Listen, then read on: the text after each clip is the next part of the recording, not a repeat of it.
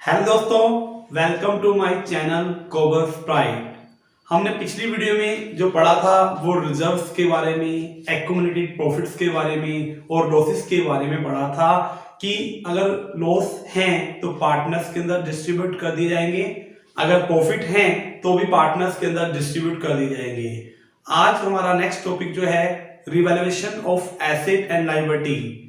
हमने ये टॉपिक जो पढ़ा था एडमिशन में भी पढ़ा था कि जब एक नया पार्टनर्स आता है तो एसेट और लायबिलिटी का दोबारा से रीवैल्यूएट किया जाता है। इसी तरह से जब कोई रिटायरमेंट होगा तो जो पार्टनर्स जा रहा है अपना, वो ये बोलेगा कि मैं जा रहा हूं, जो हमने कमाया है एसेट लायबिलिटी का दोबारा से रिवैल्यूएट किया जाए। उस रिवैल्यूएट करने से जो फर्म को प्रॉफिट भी हो सकता है और लॉस भी हो सकता है। तो आज हम इसी टॉपिक के बारे में डिस्कस करने जा रहे हैं कि revaluation of asset and liability.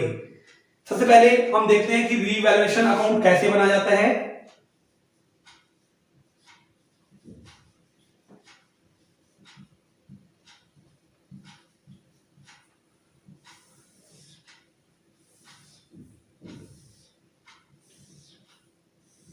तो रीवैल्यूएशन अकाउंट इस तरह से बनाया जाता है। इसका जो नेचर है वो नॉमिनल नेचर का है।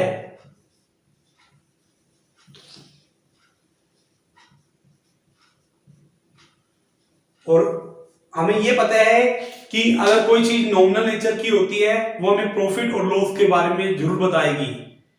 अगर इनकम ज्यादा है, एक्सपेंस कम है तो प्रॉफिट आ जाएगा, एक्सपेंस ज्यादा है और इनकम कम है तो क्या आ जाएगा, लॉस आ जाएगा। तो हम रीवैल्यूएशन करेंगे किसका, एसेट और लायबिलिटी का। या तो एसेट बढ़ रही होगी या एसेट कम हो रही होगी। इसी तरह से या तो लायबिलिटी बढ़ रही होगी या लायबिलिटी कम हो रही होगी। हमने इसके रिगार्डिंग कुछ जनरल एंट्रियां पास की थी। वो जनरल एंट्री क्या थी, बताया था कि अगर एसेट बढ़ जाए तो क्या एंट्री पास की जाती है। मैंने बताया था कि एसेट अगर बढ़ती है अकॉर्डिंग टू मॉडर्न अप्रोच, जब भी एसेट बढ़ती है तो एसेट को डेबिट करते हैं। मान लो एक एग्जांपल के तौर पर बिल्डिंग की वैल्यू पहले थी 1 लाख और 3 पार्टनर्स हैं, ए, बी और सी। इसमें सी ने रिटायरमेंट ली है और उस समय हम रिवैल्यूएशन कर रहे हैं दोबारा से। तो जब वो सी बिजनेस को छोड़ के जा रहा है उस समय इस बिल्डिंग की वैल्यू, मार्केट वैल्यू जो हो चुकी है 80,000 हो चुकी है। और मैंने बताया था कि एसेट यहां डिक्रीज हो रही है और एसेट जब भी डिक्रीज होगी अकॉर्डिंग टू मॉडर्न अप्रोच ये बोलते हैं कि एसेट जब भी कम होगा तो उसको क्रेडिट कर देंगे। इट मींस 2 करेंगे बिल्डिंग। कितने अमाउंट से, 20,000 में से। और किसको डेबिट किया जाएगा, यहां नुकसान हो रहा है क्योंकि पहले 1 लाख थी, अब कितनी हो गई है, 80,000 की हो गई है। तो 20,000 से नुकसान हो रहा है। अगर ये 20,000 से नुकसान हो रहा है तो नुकसान, लॉस बढ़ रहे हैं हमारे। अकॉर्डिंग टू मॉडर्न अप्रोच जब भी लॉस बढ़ेगा तो लॉस मॉडर्न अप्रोच के अकॉर्डिंग डेबिट किया जाएगा, एक्सपेंस और लॉस को डेबिट किया जाता है। तो क्या एंट्री पास की मैंने, revaluation account debit to building किया। कितने अमाउंट से, 20,000 में से एंट्री पास कर दी। देखो रिवैल्यूएशन अकाउंट यहां डेबिट हो रहा है तो मैं इस रिवैल्यूएशन अकाउंट के डेबिट में जाऊंगा, जर्नल से लेजर बनाऊंगा तो यहां लिखा जाएगा टू बिल्डिंग। वो कितने अमाउंट से लिखा जाएगा, 20,000 में से।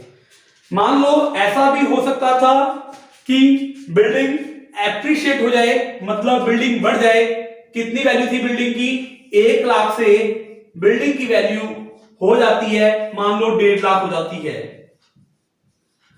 तो उस समय क्या एंट्री पास की जाएगी, उसके रिगार्डिंग क्या एंट्री पास की जाएगी। देखो एसेट बढ़ रही है, अभी बताया था एसेट जब भी बढ़ती है अकॉर्डिंग टू मॉडर्न अप्रोच, +1 में पढ़ा था, एक मॉडर्न अप्रोच और एक इंग्लिश अप्रोच। मॉडर्न अप्रोच के अकॉर्डिंग एसेट जब भी बढ़ेगा, कितने से बढ़ गई, 1 लाख से 1.5 लाख हो गई है तो 50,000 में से एसेट बढ़ गई है। और एसेट जब भी बढ़ती है तो एसेट को क्या किया जाता है, डेबिट किया जाता है। तो उसके रिगार्डिंग क्या एंट्री पास की जाएगी, ये एंट्री पास की जाएगी बिल्डिंग अकाउंट डेबिट, और हमें फायदा हो रहा है, प्रॉफिट बढ़ रहे हैं, और जब भी प्रॉफिट बढ़ेंगे तो उसको क्या किया जाएगा, क्रेडिट किया जाएगा अकॉर्डिंग टू मॉडर्न अप्रोच। तो क्या किया जाएगा, टू रीवैल्यूएशन किया जाएगा। कितने अमाउंट से, 50,000 रुपए से। अब देखो यहां रिवैल्यूएशन क्रेडिट हो रहा है, तो यहां पे क्या एंट्री पास की जाएगी, बाय किया जाएगा बिल्डिंग। कितने अमाउंट से, 50,000 रुपए से। एसेट अगर डेप्रिशिएट हो रही है तो मतलब घट रही है, एसेट अगर एप्रिशिएट हो रही है इट मींस वो बढ़ रही है। मैंने बोला अगर नुकसान होगा तो इधर आएगा, अगर प्रॉफिट होगा तो इधर आएगा। तो ये मैं अभी एसेट के ऊपर एग्जांपल लिया था, इसी तरह से हम लायबिलिटी के ऊपर भी एग्जांपल ले सकते हैं। लायबिलिटी के ऊपर क्या एग्जांपल ले सकते हैं, जैसे लायबिलिटी के अंदर हमारे क्रेडिटर्स थे, मान लो 2 मिनट के लिए, क्रेडिटर्स पहले 1 लाख के थे, बट जब सी बिजनेस को छोड़कर जा रहा है उस समय फर्म के क्रेडिटर्स कितने हो चुके हैं, फर्म के क्रेडिटर्स 30,000 हो चुके हैं। देखो लायबिलिटी डाउन हो गई है, कितने से डाउन हो गई है, 70,000 रुपए से। और बताया था कि लायबिलिटी जब भी कम होती है according to modern approach, modern approach ये बोलती है अगर लायबिलिटी हमारी कम हो रही है तो उसको डेबिट कर देना। तो लायबिलिटी इट मींस क्रेडिटर्स को मैं डेबिट करूंगा, कितने अमाउंट से, 70,000 रुपए से। और फायदा हो गया है, और फायदा मतलब प्रॉफिट बढ़ रहा है, और जब भी प्रॉफिट बढ़ेगा अकॉर्डिंग टू मॉडर्न अप्रोच तो उसको क्या किया जाएगा, क्रेडिट किया जाएगा, टू कर दिया जाएगा रीवैल्यूएशन। कितने अमाउंट से, 70,000 रुपए से।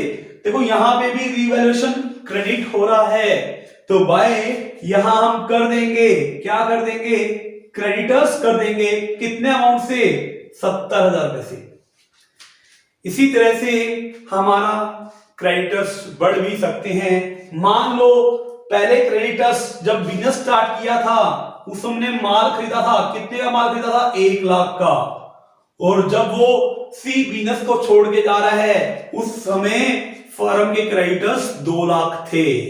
तो देखो उस समय फर्म के क्रेडिटर्स कितने थे, 2 लाख थे, तो क्रेडिटर्स कितने से बढ़ गए, 1 लाख से बढ़ गए। 1 लाख रुपए और देना पड़ेगा, तो 1 लाख रुपए और पे करना है। लायबिलिटी बढ़ रही है, लायबिलिटी बढ़ रही है तो उसको क्रेडिट किया जाता है अकॉर्डिंग टू मॉडर्न अप्रोच। तो जनरल एंट्री क्या पास की जाएगी, ये एंट्री पास की जाएगी ना, रीवैल्यूएशन टू क्या किया जाएगा, क्रेडिटर्स किया जाएगा, कितने अमाउंट से, 1 लाख रुपए से। तो यहां रीवैल्यूएशन क्या हो रहा है, रीवैल्यूएशन यहां डेबिट हो रहा है, तो किसको डेबिट किया जाएगा, टू क्रेडिटर्स को डेबिट किया दिया जाएगा, कितने अमाउंट से, 1 लाख रुपए से। इसी तरह से हमारी अनरिकॉर्डेड एसेट भी पा सकती है, अनरिकॉर्डेड लायबिलिटी भी पा सकती है। अगर एसेट मिल गई तो फायदा हो जाएगा, तो यहां लिखा जाएगा बाय अनरिकॉर्डेड एसेट, यहां डाल दिया जाएगा। और मान लो लायबिलिटी बढ़ गई तो लिखा जाएगा to unrecorded liability, unrecorded liability. अब इसका टोटल कर लेंगे, इधर का मान लो अभी तो सिर्फ 1,20,000 आ रहा है और इधर का भी 1,20,000 आ रहा है, तो कोई प्रॉफिट और कोई लॉस नहीं हो रहा। कुछ आइटम्स और भी आ सकती हैं, जैसे प्रोविजंस के बारे में आ सकता है। मेरा तो मकसद ये था कि रिवैल्यूएशन के बारे में बताना, रिवैल्यूएशन के रिगार्डिंग कुछ एंट्री पास करके दिखाना कि रिवैल्यूएशन की रिगार्डिंग क्या एंट्रियां हो सकती हैं। देखो अगर मान लो यहां पे एक टर्म और आ जाती है, वो आ जाती है लाख रुपए से, अनरिकॉर्डेड एसेट मिल गई 1 लाख, तो ये वैल्यू कितनी हो जाएगी, 2 लाख कितनी हो जाएगी, 20,000 हो जाएगी। और यहां पे अनरिकॉर्डेड क्रेडिटर्स आ जाते हैं 20,000 रुपए के, तो क्या वैल्यू हो जाएगी यहाँ पे, 1,40,000। इसमें से माइनस कर देंगे, प्रॉफिट आ जाएगा। और प्रॉफिट जो है पार्टनर्स में बांट दिया जाएगा। किस रेशियो में बांटा जाएगा, ओल्ड रेशियो में बांटा जाएगा। किस कौन कौन से पार्टनर्स को दिया जाएगा, सभी पार्टनर्स को दिया जाएगा, जो नाम है ए, बी और सी, सभी पार्टनर्स को दिया जाएगा। ये रिवैल्यूएशन का एक टॉपिक तो छोटा सा था, हमने एडमिशन में भी पढ़ा था और रिटायरमेंट में भी पढ़ लिया। अब ये प्रॉफिट होगा तो प्रॉफिट को पार्टनर्स में बांट दिया जाएगा, लॉस होगा तो लॉस को भी क्या पार्टनर्स में बांट दिया जाएगा। अब इसके रिगार्डिंग अब क्वेश्चन शुरू हो जाएंगे रिवैल्यूएशन के। आपको मैं कुछ एडजस्टमेंट सोल्व करके दिखाता हूं। डिस्कस करने जा रहे हैं रिवैल्यूएशन के रिगार्डिंग, हमने कुछ पॉइंट्स पढ़ने जा रहे हैं। जैसा कि पहला पॉइंट है कि डेटर के ऊपर 5% प्रोविजन बनाना है। हमें पता है कि प्रोविजन लायबिलिटी होती है। मान लो डेटर मेरे 1 लाख के थे और इसके ऊपर 5% प्रोविजन बनाना है, तो कितना प्रोविजन हो जाएगा? 5,000 रुपए का प्रोविजन हो जाएगा। ऑलरेडी पहले से बैलेंस शीट में अपेयर है 3,000 रुपए का प्रोविजन। बैलेंस शीट में ऐसे दे रखा है, बैलेंस शीट में ये डेटर है मान लो 1 लाख रुपए का, लेस प्रोविजंस दे रखा है पहले से 3,000 रुपए। ऑलरेडी पहले से 3,000 का दे रखा है, बनाना कितना है? 5,000 रुपए का प्रोविजन बनाना है, तो 2,000 का प्रोविजन हम और बना देंगे तो नुकसान हो जाएगा। तो रिगार्डिंग एंट्री क्या पास कर दी जाएगी? Revaluation to provisions, revaluation to कर दिया जाएगा, क्या प्रोविजंस कर दिया जाएगा। कितना अमाउंट से होगा? वो 2,000 से होगा, क्योंकि 3,000 तो पहले से बना हुआ है, ऑलरेडी बना हुआ है। नेक्स्ट पॉइंट है स्टॉक एप्रिशिएट हो रहा है, स्टॉक बढ़ रहा है, एसेट बढ़ती है ना। मान लो स्टॉक की वैल्यू भी 1 लाख थी, तो कितने से एप्रिशिएट हो रहा है? 10% से एप्रिशिएट हो रहा है। एप्रिशिएट का मतलब बढ़ना, एसेट बढ़ेगा तो एंट्री क्या पास की जाएगी? 10% इसका कर देंगे, स्टॉक अकाउंट डेबिट टू कर दिया जाएगा, क्या रिवैल्यूएशन कर दिया जाएगा। कितने अमाउंट से होगी? वो 10,000 रुपए से होगी। पेटेंट आर वैल्यूलेस, एसेट को यहां खत्म किया जा रहा है।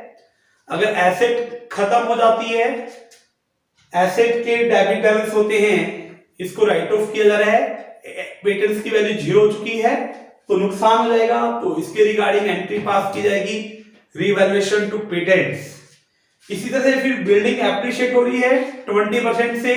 अगर बिल्डिंग बढ़ रही है, एसेट बढ़ती है, तो बताया था अभी थोड़ी देर पहले, एसेट बढ़ती है तो क्या किया जाता है? उसको डेबिट किया जाता है, तो बिल्डिंग टू रिवैल्यूएशन हो जाएगा। फिर अगला पॉइंट बोला कि क्रेडिटर्स को 2,000 ज्यादा देना है, तो इसके रिगार्डिंग क्या एंट्री पास की जाएगी? लायबिलिटी बढ़ रही है तो नुकसान हो जाएगा, रिवैल्यूएशन टू क्रेडिटर्स कर दिया जाएगा। ये मैंने आपको रिवैल्यूएशन के कुछ पॉइंट्स बताए हैं, बाकी हम आगे नेक्स्ट वीडियो में पढ़ेंगे इसके नेक्स्ट टॉपिक के बारे में। तो आज के लिए मेरा इस वीडियो में इतना ही। वीडियो अच्छी लगे तो वीडियो को लाइक कीजिए, शेयर कीजिए, मेरे चैनल को सब्सक्राइब कीजिए। थैंक यू बच्चों।